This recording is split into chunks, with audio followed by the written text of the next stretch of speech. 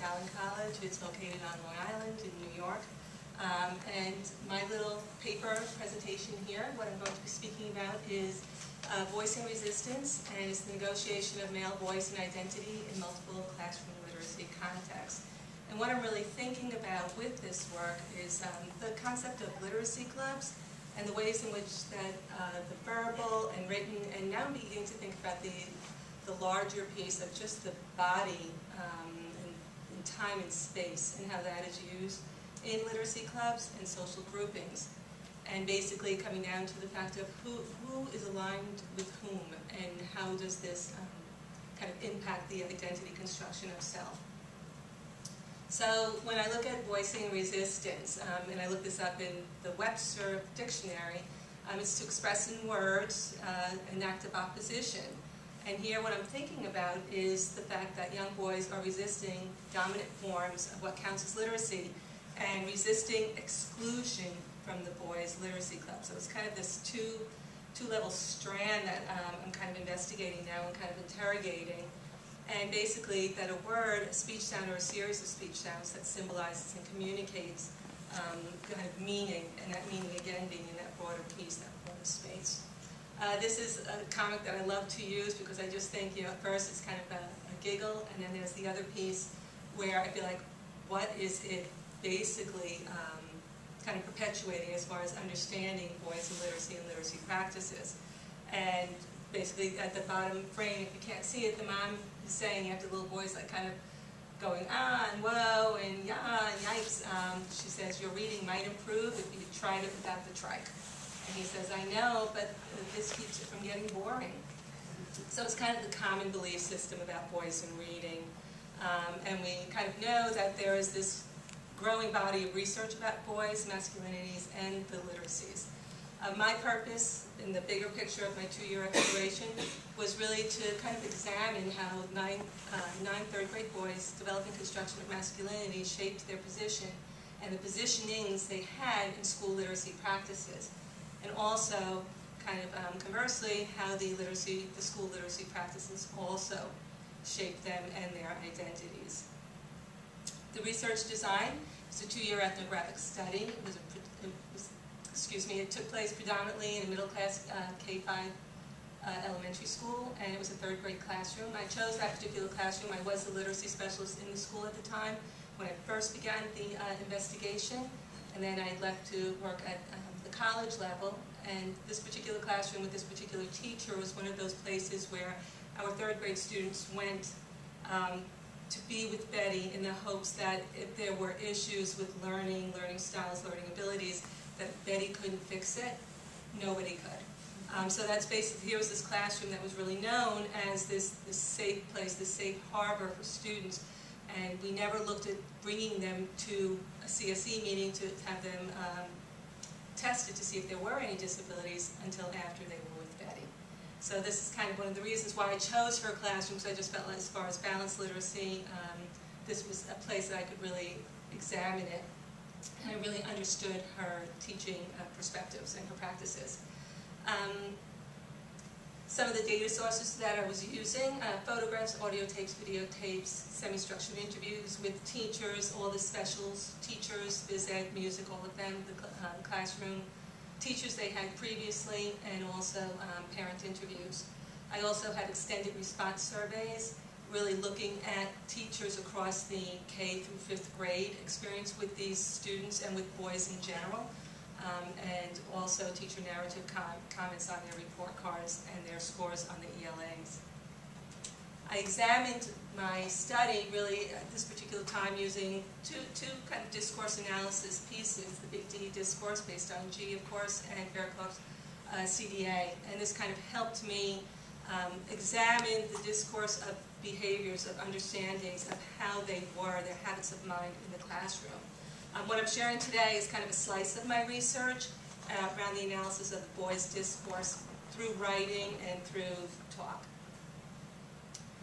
As we know, this is like a quick, short and sweet lit review. The notion of boys will be boys, and basically some of the many findings that have been out there that we know: overall decline in school achievement, decline in college attendance, reading and writing standardized scores continue to fall, The NCES found the decline in literacy skills among college graduates and those with graduate study degrees rated proficient was confined to males. And the percentage of highly educated males rated proficient in all three kinds of literacy assessment declined. So a lot of this work is out there, and basically some of the other findings were that success is determined by winning or losing. When boys write about characters, they predominantly write about male characters, often in stereotypical ways. And second grade boys write stories which focus on contests, physical and social, in which the protagonists act alone. So with these kinds of findings and all these wonderful texts that are out there, and much of my research, it started helping me to narrow down my focus even more at this particular time, and kind of look at my data sets again and start thinking about what else do I see occurring, what else is kind of emerging from all of the data that I had collected. And the first layer of my data, what I was discovering, of course, if you look at the piece that's up here, is that boys' writing often contained the personal element. It's a method for them to try to continue to bond with each other. And the language of affiliation or affinity, as G says in boys' writing, tends to be violent, competitive, and humorous. And boys' and girls' interests tend to kind of section out as they go through the school years. This particular piece I have up here, I'll just read a little bit. Alec had written it about one of his friends, Michael, and basically the biggest pumpkin in the world. Once upon a time, there was a little pumpkin seed, and one day a boy got that pumpkin seed from his grandpa. This boy's name was Michael. He planted it when he was 5, but it grew and it grew and it grew, and soon it was too big for his backyard. But when it was so big, Michael woke up and it was just a dream, but he had the same dream forever. Boys' stories are intensely social. They help form and maintain a continuing bond with their friends. Dyson coined the term social work to describe the off-task affiliative work that this writing does. What appears to be violent actually is a way for boys to be able to kind of articulate their relationships. What I was able to see, though, through my constant comparative analysis, is that with this alignment, with this ability to kind of show who they were friends with, to basically say, I always use the example that girls can kind of get those t-shirts that say best friends, they have their pictures put on there, and they can walk outside and they can hold hands on the playground during recess, and it's okay, it's accepted. Boys can't do that, so what they do is in their writing is they kill each other. And the more often you're in other people's writing, other boys' writing, the more popular you are. This is the way they show that best friend relationship. But as I was looking at this writing and starting to lean in a little bit closer, and notice how, of course, this affiliation, this affinity group, these affinity groups were developing, I began to notice something particular emerging, and my question became a little bit more focused on how the boys' identities as readers and writers co-constructed, sustained, maintained, or constrained through positioning both self-imposed and imposed by others. I began to think about who did they belong to and who didn't they belong to anymore as far as these groupings in the classroom. And I narrowed it down to three kind of levels that I was examining everything in: theories of masculinity, practices of masculinity, and discourses of masculinity. And really with the theories of masculinity, that really seeing that there isn't just one way of being a boy, there's not just one way of being masculine, that there are many different ways, and that there was a lot of code switching and identity switching depending on which groups the boys found themselves with. If they were with girls and boys, there was a particular way that they did their literacy. If it was all boy group, it was another way of kind of being together, an assumption and understanding. Discourse that was used was just totally different than what it would be in different contexts of the classroom. The practices is how to be a boy, really just the behaviors, that whole body image, the use of time and space, the understandings that they had. Not only was it important for them to publicly demonstrate their masculinity, saying what it meant to be a boy, how it was to be a boy, using stories, the stories that they were choosing, behaviors, language, and use. It was also very important for them to police each other as males in the classroom. There was a lot of issues coming up where They were basically saying who was in and who was out, who was a boy, who was not, kind of more masculine boy. And language in 3rd grade was beginning to emerge, and it was becoming very abusive. And the practices, the discourses, I should say, there were multiple discourses, of course, and they were constructed and reconstructed through the different contexts. So what I was discovering is because language and literacy are salient markers of in-group identity and individuals' language and literacy choices in actual language use in specific contexts, these became important indicators of the social relationships. And these next 2 slides are going to demonstrate a socially driven writing alignment and a verbal physical action alignment. Oops. Here is another story from Alec. It says, in my dream, Mikey wanted to chop my head off. He had an axe and a shovel, so I turned around and broke his nose. Soon, almost all of his body parts were gone. Right? A typical kind of writing as far as the way the boys were talking about each other. When I was looking at this, what I started realizing is that when I looked into their writers' notebooks, I started breaking it down into different overarching themes and influences. And textual influence, media influence, where I saw TV shows, comics, things like that that they were looking at. The dialogue, how often fears were being addressed in their writing, violence, loss and gain of power, interests, fiction stories, non-fiction stories. What really came out and became startling was the amount of times I was noticing that peers were included in their writing. But it wasn't just that these peers were being included. I began to look at the participants and see how often particular peers were being included. And I noticed that certain ones, certain names were coming up over and over again across all of the boys' writing. When we look at these tall red lines, there are approximately 5 boys I'm going to introduce in just a second who are included in all the stories. This is how often they are included. The other ones down here are showing how often these other boys who might not be meeting the criteria of what it means to be masculine in the classroom, included in stories.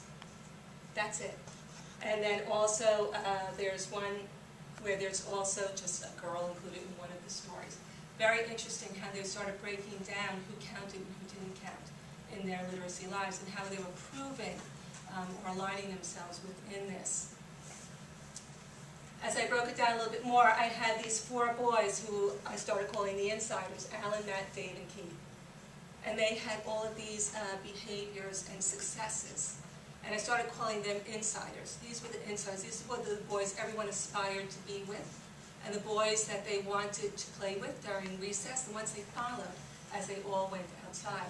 The other boys, I called them the outsiders. And again, this is not something that I'm comfortable doing for the simple reason that using a term like outsider, I'm kind of perpetuating that understanding, but it's actually, that's not my intention. My intention is to kind of look at this and to start saying, when we say insiders and outsiders, what does that truly mean? And what kinds of things are going on with them?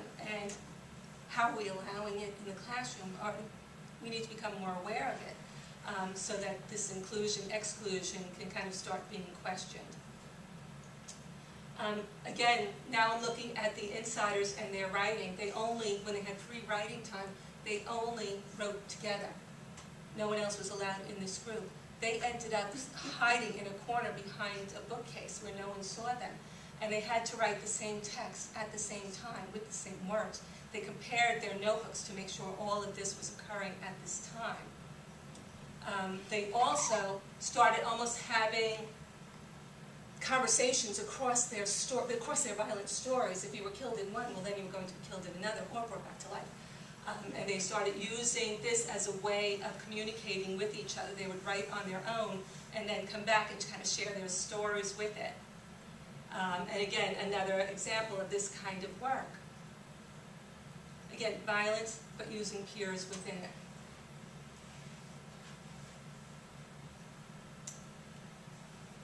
Those first few pieces, though, those were the insiders. And the insiders always included other insiders in their stories. And they became more violent and more exceptional and more out there as far as their work. My outsiders, my students who received support services, who weren't necessarily so athletic, these were the ones who were also writing about the insiders and including them, becoming a part of that group through their writing. They weren't invited physically to do this unless the teacher had made this decision. And the way that they were able to kind of start bringing themselves in was through their own writing lives. So I asked them, like, how are you writing this? Why are you writing this? And they're saying basically that we're writing a story about snakes, the creepy monster, he has a slimy head, fire in his eyes, and they're going on through all of this. And they're writing about the same kind of, in the same genre as the Zombie Zone, as the Insiders. So I'm interested in this, and I'm thinking, okay, like, you're both writing this, how did you decide to write the same genre? And so when I asked them, like, why did you think about using that and Dave in your story? Why were you writing this? They said, well, they know a lot about writing big, scary stories. And they always write stories together that are scary. So here we are trying to consciously make a case for becoming those kinds of writers. So what I'm thinking about this is that this insider-outsider piece, we had the Boys Club, we had the Boys Literacy Club. Within that Boys Literacy Club, we started having these strands emerge that I was totally unaware of until I started analyzing what they were doing. And I realized that some people were invited into certain literacy clubs and others weren't. And the ones that weren't invited were the ones that were trying their hardest to be identified as those kinds of readers and writers. They formed their own ones where membership is specific and limited. And whereas the outsiders would invite insiders in, the insiders never invited the outsiders. So interesting that these worlds, these little fiefdoms that were being created.